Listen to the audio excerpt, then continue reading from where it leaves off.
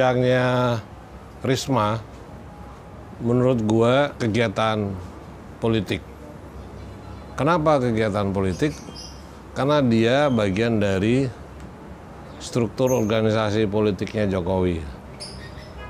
Kemarin anak buahnya Anies itu kecolongan.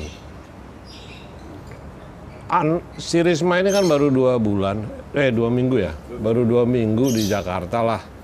Sebelumnya dia 10 tahun memimpin Surabaya. Kalau lihat karakternya Risma, itu kalau ada yang bilang bahwa ini pencitraan, itu menurut gue dia bukan orang politik itu yang menilai itu. Itu berarti orang awam.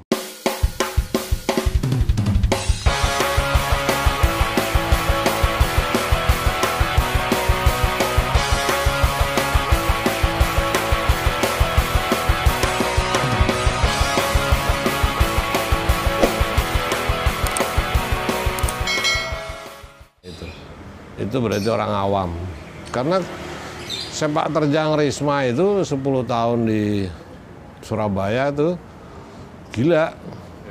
Dia ngatur lalu lintas sendiri, dia ngatur pertamanan, dia masuk dari kampung ke kampung, dia memberi pencerahan kepada warganya bahwa Surabaya itu bisa jadi kota terindah di Indonesia. Itu sudah membuktikan bahwa prestasi Risma itu nggak bisa diganggu-gugat. Sementara Anies yang sudah 3 tahun memasukin tahun ketiga ini, dia nggak bisa bikin apa-apa. Jadi kalau menurut gue kemarin itu adalah kegiatan politik yang dimana anak buahnya Anies kecolongan dan Anies kecolongan. Kebetulan Anies lagi kena COVID gitu loh. Risma itu yang datang ke gorong-gorong, itu bagian dari kegiatan seorang menteri yang baru 2 minggu dilantik. Masa dia tiba-tiba orang menyuruh Risma ke Papua atau ke Medan.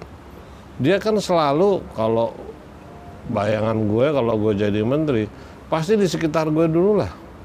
Kalau kantor Menteri Sosial itu di Matraman, ya sekitar Matraman dulu dia pantau. Sebetulnya sekitar Jakarta di dekat kantor Menteri Sosial itu apa aja sih kehidupannya.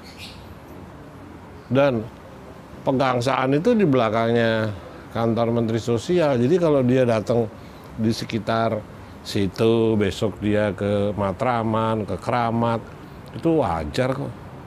Nggak ada yang harus mengklaim tiba-tiba dia harus ke seluruh Indonesia, mana mungkin. Anehnya lagi gitu, anehnya Juliari Batubara ya kan baru 1,5 tahun jadi menteri sosial, korupsi dicerca, dihujat. Ini baru 2 minggu yang dia melakukan hal-hal yang wajar sesuai karakter dia, belusuan, kok dianggap pencitraan, aneh. Ini Risma ini dalam format yang berbeda sama Jokowi. Jokowi waktu di Solo belusuan, emang dia ngundang wartawan? Enggak.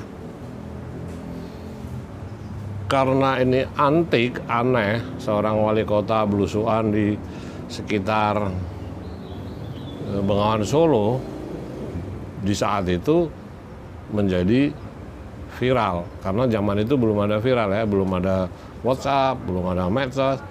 Tahun 2004 ya berita di koran-koran mainstream bunyi. Terus waktu dia jadi gubernur Jokowi, emang Jokowi ngundang wartawan? Enggak. Karena wartawan di Jakarta itu kaget melihat ada gubernur belusuan sama seperti kayak dia di Solo. Jadi ini bukan pencitraan. Ini karakter dia, insting dia, kenyamanan dia menjabat sebagai pejabat publik, itu dia seperti itu.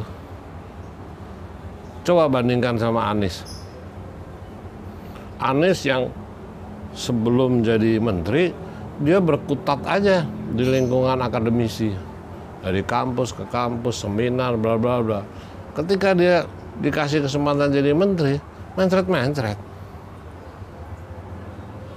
Coba kalau setelah dia jadi gubernur, habis itu dia jadi menteri, pasti paham.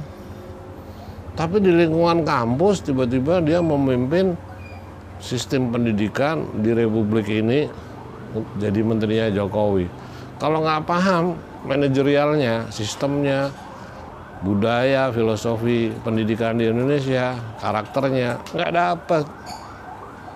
Apa yang membuat Jokowi memilih Risma, kemudian ada menteri baru Sandi dan sebagainya? Nah, keputusan Jokowi memilih 2 menteri baru, menurut gue ini dahsyat.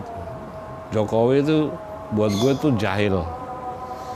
jahil, terus bisa juga jahat. Contohnya gini, sejak dia presiden periode kedua ini, dia melihat cuma ada 2 orang nih yang untuk persiapan 2024 pengganti dia. Itu di kacamata Jokowi ada 2 baru, Anies sebagai gubernur, Erick Thohir sebagai menteri BUMN. Menurut gue, Jokowi melihat bahwa 2 orang ini belum pas untuk memimpin negeri ini pengganti dia. Menurut gue dari melihat Jokowi itu dia bimbang, ragu, wah bahaya nih kalau cuma 2 aja sampai tahun 2024 tampil. Kita nggak ngelihat Prabowo lah, kita melihat anak-anak muda lah, generasi di bawahnya. Nah, gue ngelihat hadirnya Risma sama Sandiaga itu sebetulnya permainan caturnya Jokowi. Dengan hadirnya 2 orang lagi, berarti nanti tahun 2024 itu sudah ada 4 nih baru. Risma, Sandi, yang sebelumnya ada Anies sama Erick. Itu aja masih kurang nih. RK gimana? Gue nggak ngelihat RK itu, Ridwan Kamil itu gue nggak ngelihat leadershipnya. Nggak kuat lah untuk memimpin negeri ini, menurut gue. Jadi belum tentu nanti ada perubahan ya, tapi menurut gue Ridwan Kamil nggak gue hitung. Yang gue hitung tuh 4 orang ini tahun 2024 untuk mengalahkan Prabowo dan Puan. Kenapa Prabowo dan Puan? Karena mereka yang punya partai. Ganjar nggak itu? Itu nanti Ganjar itu kalau di sepak bola substitut lah, pemain cadangan. Jadi hadirnya 2 orang di kabinetnya Jokowi itu sangat mempengaruhi sepak terjangnya Gerindra sama PDIP 2024. Kenapa? Sandi kader Gerindra, Risma kader PDIP. Berdua ini kalau head to head sama Prabowo Puan belum tentu kalah. Sementara Anies sama Erick butuh kendaraan. Ya kalau memang hebat banget, mungkin dukungan dari partai iya. Pertanyaannya kan setelah dia dapat dukungan dari partai, apakah memenuhi syarat 20% dari calon presiden dari kumpulan partai-partai yang mendukung Anies sama Erick? Menurut gue ini taktik strategi permainan caturnya Jokowi memasukkan Sandi dengan Risma ini itu meruntuhkan ambisi orang yang mendukung Anies dan Erick Thohir. Sandi apakah dia nyaman duduk di kementerian itu dibandingkan Risma? Khusus Sandi, dia banyak cacatnya, statementnya nggak berwibawa, terus gagasannya nggak intelektual, terus semuanya nggak merakyat. Bahkan dia punya gagasan pariwisata syariah yang kayak gitu-gitu ya, itu sulit. Jadi ibaratnya nih kalau dia naik pesawat itu waktu lepas landas tuh banyak goyangnya gitu loh. Nggak seperti kayak Risma, 10 tahun dia memimpin sebuah kota terbesar nomor 2 di Indonesia. Dia sekarang ini waktu lepas landas jadi menteri dia santai aja, naik ke atas, smooth, enak. Itu yang mempengaruhi menurut gue apakah dalam tiga tahun ke depan ini Sandi bisa mengubah image negatif dia.